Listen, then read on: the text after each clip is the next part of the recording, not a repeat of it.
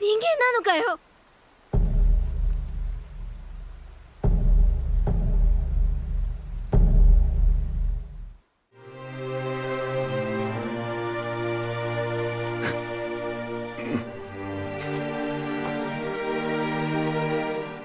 Please don't betray me. Please don't betray me. Please don't betray me. Please don't betray me.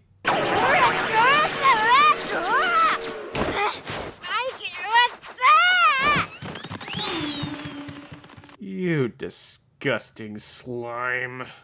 Hello, ladies and gentlemen, and welcome again to Oldtaku New Tricks, where today we're going to be talking about an anime that is the textbook definition of a tale of two halves.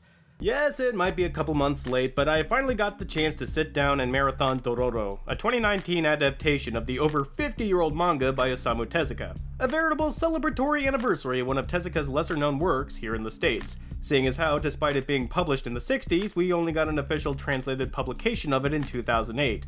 And we didn't get the original 1969 anime series until Discotek licensed it in 2015. Before that, the only way you could have possibly known about Dororo is if you played the 2004 PS2 game Blood Will Tell, which was a thing. Please show the children a world without war, without suffering.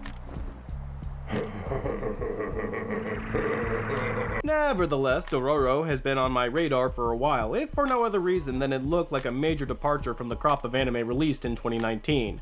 Taking place in the previously often used setting of the Warring States period of 15th and 16th century Japan, the show looked like a breath of nostalgic fresh air. No schools, no sword and sorcery RPG settings, just Ronin and samurai alike fighting each other in a classic Chanbara anime. And for the most part, that's what we wound up getting. And for about the first half of the series, it had me utterly hooked by its initial premise alone. Under the duress of a dying land ravaged by famine and war, a feudal lord, Kagemitsu Daigo, is driven to desperation and makes a pact with demons to let his land and people flourish under his rule, vowing to pay any price that they should want. Of course, when one leaves a bill open like that, collection may come at the most unexpected times, and in the case of Daigo, they come at the time of his son Hyakimaru's birth, taking from him nearly everything of his arms, legs, eyes, ears, even his skin. Only by the grace of divine intervention is his son left with a beating heart and therefore an ounce of life, but little else. But that spark of life is all Hyakimaru needs, along with the aid of weaponized prosthetics created by his adopted father figure, Dr. Jukai, to regain what was taken from him by slaying the demons one by one.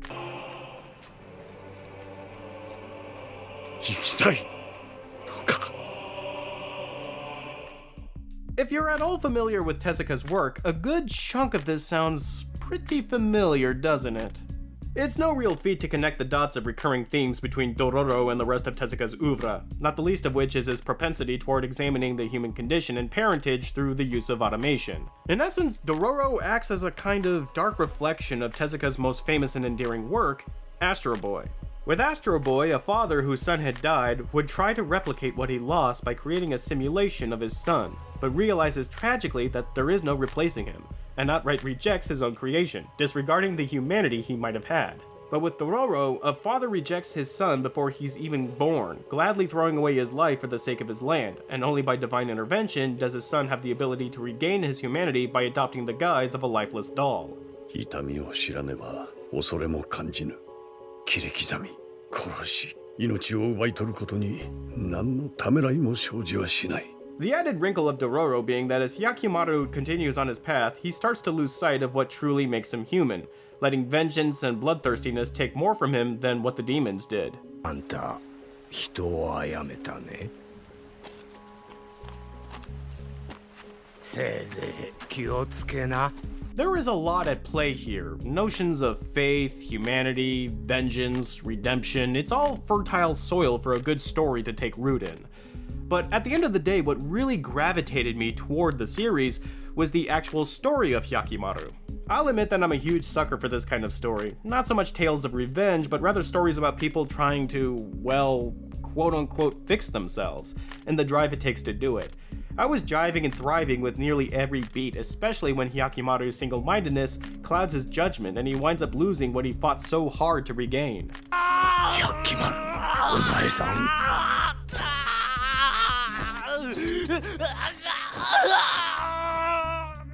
which is why it hurt so much when the story started veering further and further away from the classic status I thought it was going toward. As I said at the top of the video, the show is a tale of two halves, a promising beginning and a somewhat disappointing ending, and honestly a good chunk of that disappointment comes from the show's namesake, Dororo himself. 野党なら最後の最後まで往生際悪くあがいて見せやがれってんだ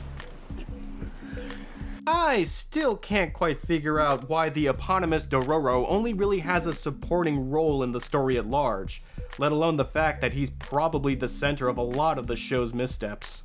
As a thieving orphan, Dororo acts as a sort of physical and emotional guide for him, but his personal story really doesn't resonate with Hyakimaru at all, and really only just derails the narrative starting with the second half. Suddenly, what was a morality tale of personal struggle and retribution became a story about class struggle and the endless cycle of war. You get the semblance of cohesion here and there, with Hyakimaru encountering refugees left in the wake of warring shoguns, as well as recurring themes of loss of life and limb.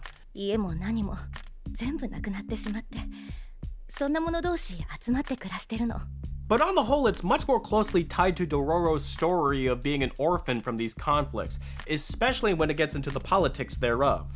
Now, I can see these stories and ideas working individually, but put together like this, it just doesn't feel like it meshes at all. The closest it comes to working together is when the show infers that the peace that Lord Daigo sacrificed Hyakimaru for is only apparent because his view is narrowed by his position at the top, blind to all the demons given flesh by his dealings that now terrorize his people. 私どもは国ごと小さな礎一つの上に乗っていることをお忘れなきようにと。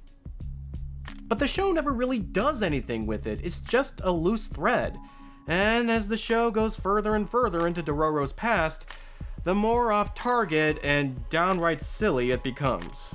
It might seem trivial to complain about unbelievable moments in a show where a boy controls a near full prosthetic body and has the ability to see the color of spirits of living things, but those are just in the surface of telling a broader, larger story.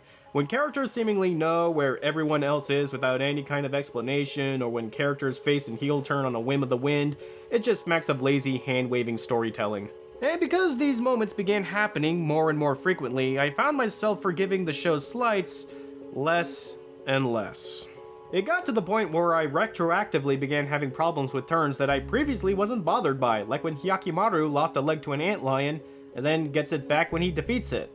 I get that he regrows his lost limbs due to the pact, but when he just has his leg eaten, he still regrows it? And then there's the schizophrenic relationship the show has with comedic relief, which you wouldn't think would happen in a series about demonic vengeance and the horrors of war.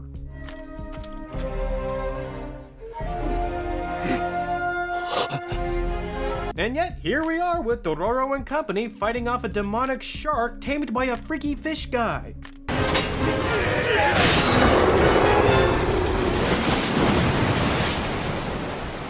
At a certain point, all you can really do is just shake your head and wonder aloud how in the world you even got here. Which I honestly cannot tell you at this point. While the ending did a bit to smooth over the rough waters of the second half, I can't say that it did enough, which is truly a shame because as it was starting, I was feeling like it was going to be the best anime I would see all year.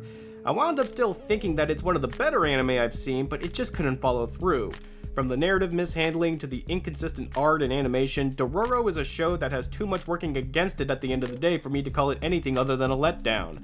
Maybe going into it knowing that it doesn't finish as strong as it began can mitigate some of the disappointment, but that doesn't lend itself a convincing case to ride the ride, does it? Still, I have to say that despite all the frustration that I'm feeling, I'm glad I saw the show. But what about all of you? What did you think of Dororo?